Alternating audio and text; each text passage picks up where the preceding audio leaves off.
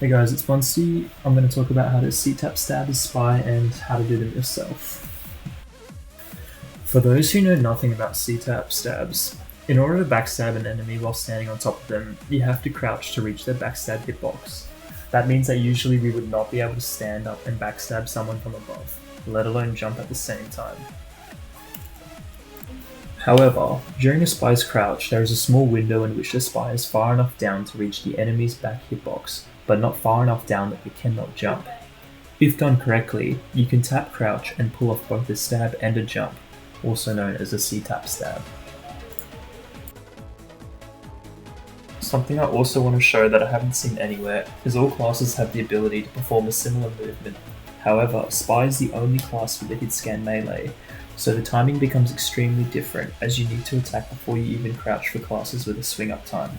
When C-tapping, the goal is to jump. However, what if you just want to stand up and stab from above? While this is essentially pointless, it is cool to know that it is possible, and it looks unusual in third person. Next, I'll introduce C-tapping by using a script. Now this can be controversial to some because it takes away the timing of the C-tap, which is true. However, I believe that with enough uncontrollable factors such as hit reg issues and fluctuating latency, it's okay.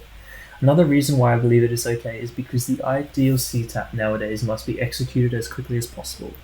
This means that you will have to be in the perfect position, regardless of a script. That's up to the player's movement. Once you're there, you have to move and aim properly with the script for it to execute. With all these factors in mind, I decided to use a script. If you feel that it is cheating, you should make it clear that you don't use a script, because it is way more impressive honestly. But fuck that lol.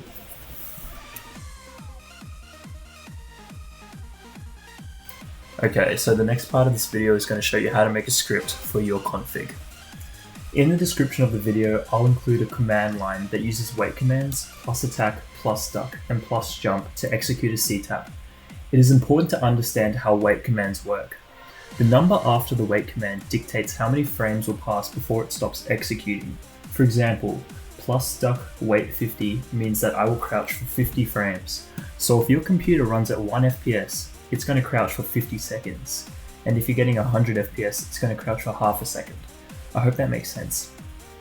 This is really important because your FPS will determine how long you need to duck for in your Ctap script. If your FPS is constantly jumping up and down, then it is important to cap your FPS at a number that you know you can reach in pubs. For myself, I have my FPS capped at 120 using the command FPS max 123.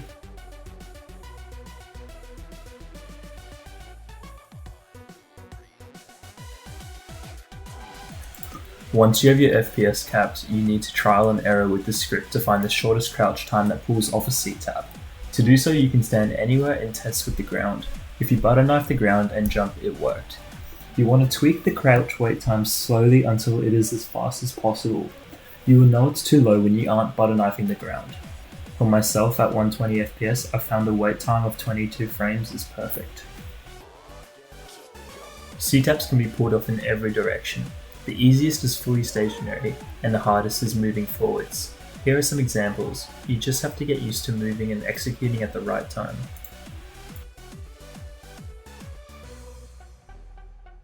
The best time to go for a C-tap is when an enemy is walking up a steep slope similar to this walkway ramp, for two reasons. One, you have enough height to C-tap without crouching, and two, jumping on someone's head moving up a slope prevents them from moving forward.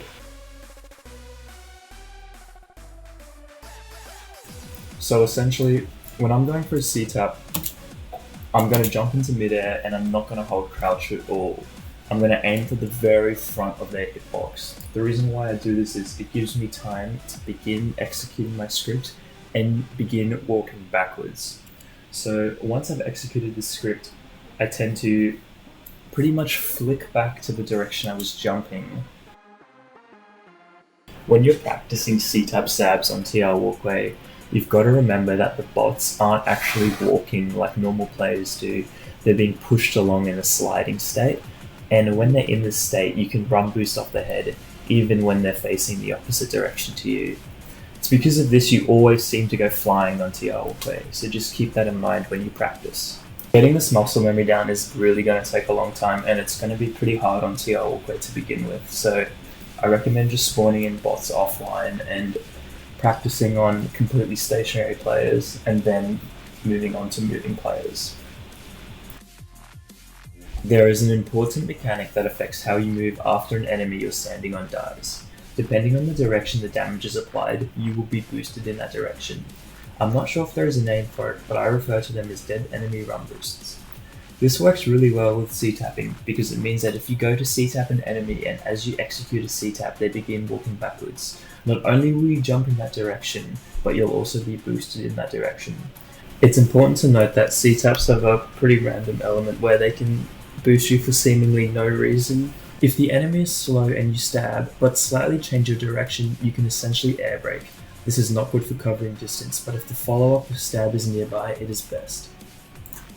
For the most part, this is everything I know about Ctaps. They can be performed on stationary, moving, and even airborne players. I'm hoping that with this video and the script setup, we can start seeing more clips that use them. Even if you don't Ctap often, just having the bind handy when playing is great because if an opportunity presents itself, you may as well try pull one off. If I missed anything or have any questions, let me know.